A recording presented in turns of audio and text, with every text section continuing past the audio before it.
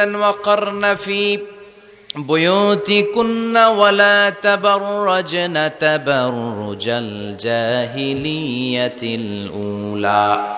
ও আমার বান্দারা, ও আমার বান্দিরা, তোমরা ঘরে অবস্থান করো, ঘর থেকে বের হবে না প্রয়োজন ছাড়া। আর জাহিলি যুগের নারীদের মতো নিজেদের সৌন্দর্যকে প্রকাশ করে বের হবে না। কথাটা কার? বলো, কথা কার? আল্লাহর বাণী। আমার বান্দিরা, তোমরা ঘরে অবস্থান করবে, আর জাহিলি যুগের নারীদের মতো নিজেদের বিউটি, সৌন্দর্যকে এক্সপোজ করবে না, দেখিয়ে বেড়াবে না। ঘরের মধ্যে তোমাদের অবস্থান, তার মানে নারীর মূল আবাস কেন্দ্র হলো ঘর। পুরুষ থাকবে বাইরে, পুরুষ কাজ করতে যাবে, চাকরি করতে যাবে, সমাজে নেতৃত্ব দিতে যাবে, রাতের বেলা বিশ্রামের জন্য ঘরে আসবে। আর নারী সারাদিন সারা সময় ঘরে থাকবে, ডাক্তারের কাছে যাওয়ার জন্য ঘরের বাইরে যাবে, জরুরি প্রয়োজনে ঘরের বাইরে যাবে, ঠিক কিনা? তাহলে ঘরটা বেসিক্যালি নারীদের, ঘর নারীদের দখলে, আর বাহিরটা আমাদের দখলে। এটা হচ্ছে আল্লাহর দেয়া সিকোয়েন্স। সুবহানাল্লাহ পড়ে। কিন্তু নারীরা এখন ঘর থেকে বাইরে বেরোতে শুরু করেছে। আল্লাহ সিকোয়েন্স দিলেন নারী থাকবে ঘরে, পুরুষ বাইরে। আমরা উল্টায় ফেলছি, এখন আমরা থাকি ঘরে, নারীরা চলে গেছে বাইরে। এজন্য জ্বালা যন্ত্রণা ফ্যামিলির ভিতরে বেশি না কম? আমি বলে থাকি যে নারীরা দুই জায়গায় খুব বেশি যায়, হুমড়ি খেয়ে পড়ে। এক যায় বাজারে, দুই যায় মাজারে, ঠিক কিনা? মাজারে যায় অনেক। এজন্য মায়েরা যারা এতদিন মাজার কেন্দ্রিক ছিলেন, এই অভ্যাসকে আপনারা পাল্টে ফেলেন। মাজারেও যাবেন না, বাজারেও যাবেন না। জরুরি প্রয়োজনে হিজাব মেনটেন করে বাজারে যাওয়া যেতে পারে, কিন্তু এই কাজটা মূলত পুরুষদের। কাদের? কথা বলেন। এজন্য আল্লাহ বললেন ওয়াকারনা ফি বুয়ুতিকুন, নারী তোমরা ঘরে থাকো। কিন্তু ঘরে না থেকে এখন বাজার কেন্দ্রিক, মাজার কেন্দ্রিক, ঘরে থাকতে চায় না। ঘরেই যে আল্লাহ কত দায়িত্ব দিয়েছে নারীদের।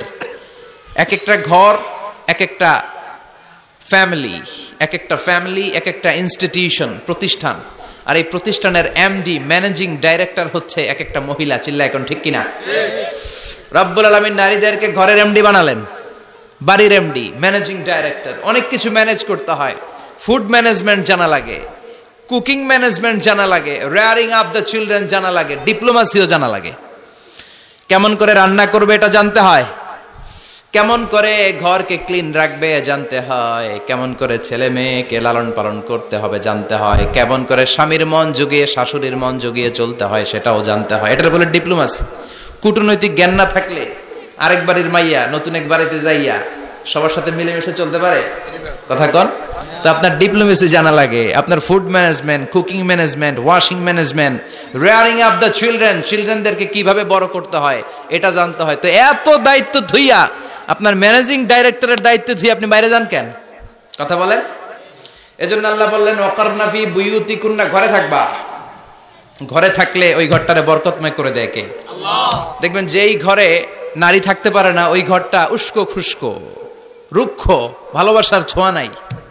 ওই ঘরের মধ্যে মাধুর্যতা নাই, প্রেম নাই, মমতা নাই, সব কেমন যেন অগোছালো। কারণ নারীর হাত পেলে একটা ঘর যেরকম সুন্দর হয়, নারীর হাত না লাগলে ঘরটাকে ওই রকম সুন্দর করে সাজানো যায়। মাঝে মাঝে আমরাও ঘর গুছাই, মাঝে মাঝে আমরাও ঘরকে পরিচ্ছন্ন করতে চাই, কিন্তু মেয়েরা যেমন করে সাজায় আমরা তেমন করে পারি নাকি? কথা কয় না? কথা বলেন। পারি। আমরাও মাঝে মাঝে রান্না করি, মহিলা রান্না করলে যেই স্বাদ হয় আমাদেরটা ওইটা হয়। কথা বলেন। এজন্য আল্লাহ বললেন ওয়াকারনা ফি বুয়ুতিকুন্না, ঘরে থাকবা। পুরুষরা থাকবে বাইরে, তোমরা প্রয়োজনে বাইরে যাবা। আর পুরুষরা রাত্রি বেলায় বিশ্রামের প্রয়োজনে ঘরে আসবে। কার কথা? আল্লাহর কথা। কার কথা? আবার আল্লাহ নারীদেরকে বললেন চোখ নামাও, আমাদেরকেও বললেন চোখ নামাও, তাদেরকেও বললেন চোখ নামাও। ওয়াকুল্লিল মুমিনাতি ইয়াগদুদনা মিন আবসারিহিন, ও নবী নারীদেরকে বলেন তারাও যেন পরপুরুষ দেখলে চোখ নামিয়ে রাখে। ওয়াহফাজনা ফুরুজাহুন্না, তারা যেন তাদের প্রাইভেটসকে হেফাজত করে।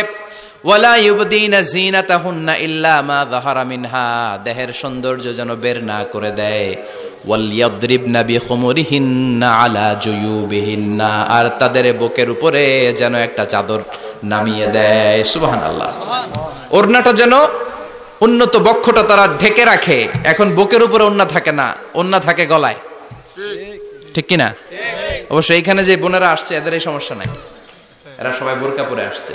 এদের আত্মীয় স্বজনের মধ্যে ঝামেলা থাকতে পারে, তো আপনারা যে পৌঁছে দিবেন। ওড়না থাকবে কোথায়?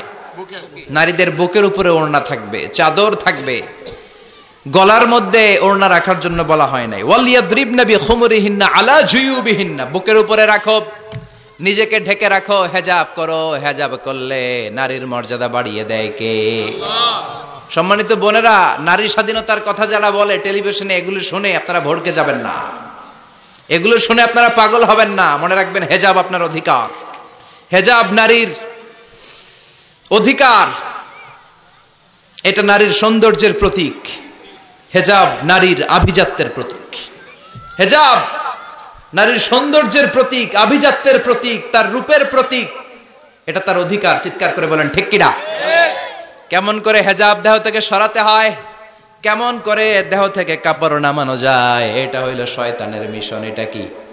শয়তান যখন নিষিদ্ধ ফল সাইয়েদনা আদম আর হাওয়া আলাইহিস সালামকে খাইয়ে দিল, সাথে সাথে জান্নাতের কাপড় পড়ে গেল। জান্নাতেও কাপড় খুলে দিল, দুনিয়াতেও খুলে। ঠিক কিনা? শয়তানের মিশনই এইটা। কাপড় যত কমানো যায়, কাপড় যত কমানো যায়। এজন্য খবরদার, আপনারা অনেক সম্মানিতা। খেয়াল রাখবেন, পৃথিবীতে যে জিনিসের মর্যাদা যত বেশি, সম্মান যত বেশি, যেটা যত বেশি দামি, ওইটা তত বেশি প্যাকেটের ভিতরে থাকে। ঠিক কিনা? ঝিনুকের ভেতরে থাকে মতি, মতি খোলা থাকে না। স্বর্ণ অলংকার, স্বর্ণের দোকানে যখন যাবেন দেখবেন শাটারের সামনে এত বড় বড় তালা, অন্য দোকানে এত মোটা তালা নাই। আবার যেখানে গ্লাস ফিটিং করা স্বর্ণ রাখা হয়, ওইখানেও কয়েকটা লকার সিস্টেম আছে না নাই? ঘরে যখন আমরা অর্নামেন্টস রাখি, গহনা রাখি, ঘরের সবচেয়ে গোপন কক্ষের ভেতরে, গোপন আলমারির ভেতরে, গোপন সিন্ধুকের গোপন ড্রয়ারের ভেতরে কয়েকটা তালা মেরে স্বর্ণ রাখি। জোরে কোন ঠিক কিনা? 50,000 টাকার বান্ডিল নিয়ে যখন রাস্তায় বেরোয়, কেউ হাতে নিয়ে বেরোয় না, এমনি দেখা যায় না। এই যে দেখ 50,000। কখনো কাউরে 1,000 টাকার নোট, ধরেন এটা 1,000 টাকার নোট, কয় হাজার টাকার নোট? কথা কয় না, 1,000 টাকার নোট। এটা কাউরে দেখবেন যে 1,000 টাকার নোটটারে এইভাবে কইরা এদিকে অর্ধেক আর এইভাবে এইভাবে রেখে রাস্তায় হাঁটতেছে। কোন পাগলও হাঁটবে? কোন পাগলও হাঁটে না, কারণ দামি জিনিস। এটার হেজাব লাগবে, এটা নেকাব লাগবে, এটাকে প্যাকেট করতে হবে, এটাকে প্রিজার্ভ করতে হবে। এজন্য যে নারীরা হেজাব করে তারা কোনোদিন ইফটিজিং এর শিকার হয় না। চিল্লায় বলো ঠিক কিনা? হেজাব যারা করে তারা বিপদে পড়ে না, কারণ হেজাব পরলে এক একটা নারীকে জান্নাতের হুর পরীর মতো লাগে। ঠিক কিনা? সম্মানে মাথাটা নিচু হয়ে আসে, তাকাতে গেলেও ভয় লাগে। আল্লাহু আকবার! কি সম্মান আল্লাহ দিলেন। এজন্য আমার মায়েরা বোনেরা, আপনাদের সম্মান রব্বুল আলামিন হেজাবের ভেতরে রেখেছে। হেজাব হচ্ছে আপনার সিকিউরিটি। হেজাব কি? এটা আল্লাহর দেয়া আপনার জন্য সিকিউরিটি। আপনি আপনার সিকিউরিটিকে নষ্ট করতে পারবেন? এজন্য ইসলাম বলে, খবরদার, নারী যদি কোনো দূরের জায়গায় সফর করে, দূরের রাস্তায় সফর করে, নারী যেই তো সম্মানিত, একা একা কোনো নারী যেতে পারবে না। সিকিউরিটির দরকার আছে না নাই? বডিগার্ডের দরকার আছে না নাই?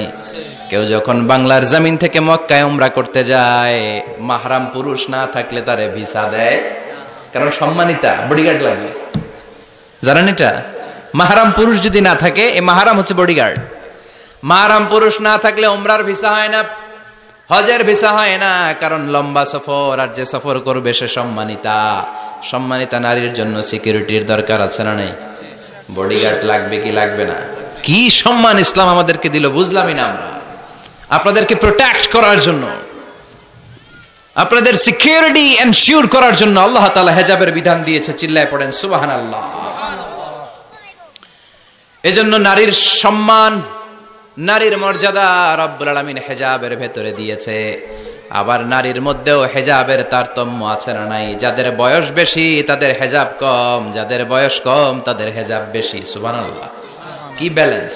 কিন্তু রাস্তায় দেখবেন নানির হাতে হাত মোজা, নানি নাতনি, নানির হাত মোজা আছে, পা মোজা আছে, গায়ে বোরকা আছে দুইটা, সাথে ষোড়শী অষ্টাদশী তরুণী তন্নি যুবতী নাতনিটার বুকের মধ্যে কাপড় নাই, গলায় আছে ওড়না, আছে না নাই?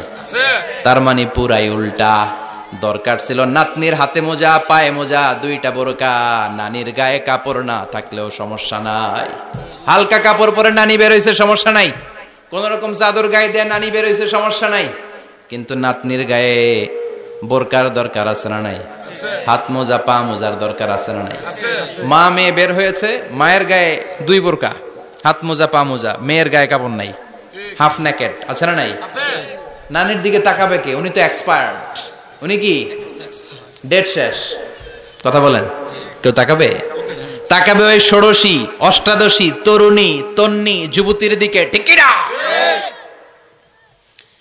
এজন্য ইসলাম বলে খবরদার, হেজাব ছাড়া বের হওয়া যাবে না, নেকাব ছাড়া বের হওয়া যাবে না। বিশ্বনবী বললেন, মা তারাকতু মিন বাদি আদাররা আলার রিজালি মিনান নিসা, আমি চলে যাব কিন্তু আমার পরে আমার পুরুষ উম্মতদের জন্য নারীর চাইতে বড় কোনো ফিতনা আমি রেখে যাই নাই।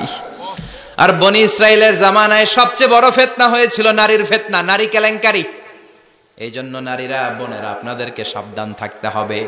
নারীর ফিতনা বড় ফিতনা। নারী ভালো হলে সবচেয়ে ভালো, নারী খারাপ হলে নারীর চেয়ে খারাপ কেউ হতে পারে। এজন্য নারীদের জন্য আল্লাহ কিছু মডেল দিলেন। 6 জন নারীর জীবনীর কথা আমি রেকমেন্ড করি, সাজেস্ট করি যে 6 জন নারীর জীবনী মুখস্থ, ঠোঁটস্থ, অন্তস্থ থাকতে হবে প্রতিটা নারীর জন্য। আশা করি মায়েরা বোনেরা শুনছেন, আশা করি আপনারা কান লাগিয়ে শুনছেন, অনুধাবন করার চেষ্টা করছেন। আপনাদের জন্য 6 জন নারীর জীবনী পড়া অবধারিত। সংক্ষেপে বলবো, কয়জন? গুনেন। 1 নম্বরে হচ্ছে হাজার, উম্মে ইসমাইল, সৈয়দনা ইব্রাহিমের বউ, সৈয়দনা ইসমাইল আলাইহিস সালামের আম্মা, নাম হলো হাজার। আমরা বলি বিবি হাজেরা, আমরা কি কই? হাজেরা আছে না? এই প্যান্ডেলেও হাজেরা নামে 2-1 জন বোন থাকতে পারে। আসলে নামটা হচ্ছে হাজার। নামটা কি? হাজার। এই হাজার হচ্ছে আপনাদের 1 নম্বর মডেল। 2 নম্বর কুখ্যাত সন্ত্রাসী ফেরাউনের বউ আসিয়া, আপনাদের 2 নম্বর মডেল। 3 নম্বরে ঈসা আলাইহিস সালামের আম্মা মারিয়াম আলাইহিস সালাম আপনাদের মডেল। বিশ্বনবীর প্রথম বউ খাদিজা আপনাদের মডেল। বিশ্বনবীর একমাত্র কুমারী বউ মা আয়েশা আপনাদের মডেল। আর বিশ্বনবীর কলিজার টুকরা সাইয়্যিদাতুনা ফাতিমা আপনাদের জন্য মডেল। সুবহানাল্লাহ। কয়জন? 6 জন। জোরে বলেন। 6 জন। ফাতিমা রাদিয়াল্লাহু তাআলা আনহা বিশ্বনবীর কলিজার টুকরা। চাচাতো ভাই আলীর সাথে বিয়ে হলো। আলী যখন প্রস্তাব দিল ফাতেমার কাছে, যে বলে, ও ফাতেমা রাজি আছো কিনা? চুপচাপ, কথা কয় না। বিশ্বনবী বুঝলেন রাজি, 2 জনকে বিয়ে পড়িয়ে দিলেন। বিয়ে পড়িয়ে 2 জনকে দাঁড় করিয়ে দিয়ে বিশ্বনবী ওযু করলেন। ওযু করার পরে সামান্য কিছু ওযুর পানি ছিল, আলীর মাথার মধ্যে ছিটিয়ে দিলেন, বরকতের পানি। সুবহানাল্লাহ কইবেন না? সুবহানাল্লাহ। ওযু করে সাইয়েদনা আলীর মাথার মধ্যে ছিটিয়ে দিলেন আর দোয়া করে দিলেন, বারাকাল্লাহু লাকুমা ওয়া বারাকা আলাইকুমা ওয়া জামাআ বাইনাকুমা ফি খাইর। আল্লাহ তোমাদের 2 জনকে বরকত দিয়ে দাম্পত্য জীবন শুরু করার তৌফিক দান করুক। আবার দোয়া করলেন, আল্লাহুম্মা বারিক লাহুমা ফি বিনাইহিমা, ওদের সম্পর্কে বরকত দেন। ওয়া নাসালিহিমা, শিবলিহিমা, ওদের গর্ভে যে সন্তান আসবে এগুলোর শ্রেষ্ঠ সন্তান বানান। 1 বছরের ব্যবধানে ঘরটাকে আলোকিত করে প্রথম সন্তানের জন্ম হাসান। সুবহানাল্লাহ। হাসান রে বিশ্বনবী এত আদর করেছেন, বিশ্বনবীর কাছ থেকে এত আদর কেউ কোনোদিন পায় নাই। হাসান রে বিশ্বনবী ডাকতেন লুকা। বুখারীর বর্ণনা। শব্দটা কি? লুকা মানে পিচ্ছি। ছোট বাচ্চাদেরকে আপনারা কি কন? আরে পিচ্ছি তো আমি কইছি, আপনারা কি কন? নাগাইশে কি বলেন? বাচ্চা বলেন, বাবু বলেন, আর কিছু কি বলেন? আর কিছু নাই। তাহলে এই যে বাবু, পিচ্ছি, হ্যাঁ, এই বাবু পিচ্ছি আরবি হচ্ছে লুকা। বিশ্বনবী ফাতেমার ঘরে এসে বলতেন, আইনা লুকা, পিচ্ছিটা কই রে? আমার হাসান কই, আমার নানা ভাই কই? আর বিশ্বনবীর আওয়াজ শুনলে হাসান এসে বিশ্বনবীর কাঁধে। আল্লাহু আকবার। বিশ্বনবী বলতেন, ফাতেমা আমার কলিজার টুকরা, যে ফাতেমারে কষ্ট দেয় সে আমারে কষ্ট দেয়, ফাতেমারে আনন্দ দেয় মানে আমি বিশ্বনবীরে আনন্দ দেয়। এই ফাতেমা সব সময় পর্দায় থাকতেন, দিনের বেলা বেরোতেন না, কেউ দেখতে পারে না ওনারে। কেমন ছিল কেউই জানতো না। এমন ভাবে চলাফেরা করত, কোনো পুরুষদের সামনে দিয়ে কখনো যেতেন না। এজন্য ইন্তেকালের আগে আলীকে বললেন, আলী, বিশ্বনবীর ওসিয়ত অনুযায়ী কিছুদিন পরে আমি আমার বাবার সাথে সাক্ষাৎ করব। ইন্তেকালের সময় বেশি লোক আমার জানাজাতে আসার দরকার নাই, নিজেরা দোয়া করে দিলে চলবে। আর আমার জানাজার খাটিয়ার উপর দিয়ে বিশাল একটা বোরকা দিয়ে দিও। এটার আরবিতে বলে নাউশ। কি বলে? এই প্রথম কোন নারী তার খাটিয়ার উপরে নাউশ ব্যবহার করেছে, জন্য এটাকে বলে সুন্নাতু ফাতিমা, ফাতেমার সুন্নাত। সাইয়েদাতুনা ফাতেমার আগে কেউ জানাজার খাটিয়াতে নাউশ ব্যবহার করে নাই। আল্লাহু আকবার। আলীকে বলে গেলেন, আলী অল্প কয়েকজন পুরুষ নিয়ে জানাজা দিও, বেশি মানুষের কাছে আমার নিও না। দুনিয়ার বুকে আমি লুকিয়ে লুকিয়ে চলতাম, মরার পরে লুকিয়ে লুকিয়ে আল্লাহর কাছে চলে যেতে চাই, পুরুষদের সামনে আমার নিও না। ও মা, এই ফাতেমার জীবনী থেকে আপনার জন্য শিক্ষা হলো পর্দা। সব সময় পর্দাটা দেহে থাকার দরকার আছে না নাই? রাজি আছেন তো? তাহলে এই 6 জন নারীর জীবনে যদি আমার মায়েরা পরে, আমার মায়েরা বোঝে, ওই মায়েরা বিপদগামী হতে পারে না।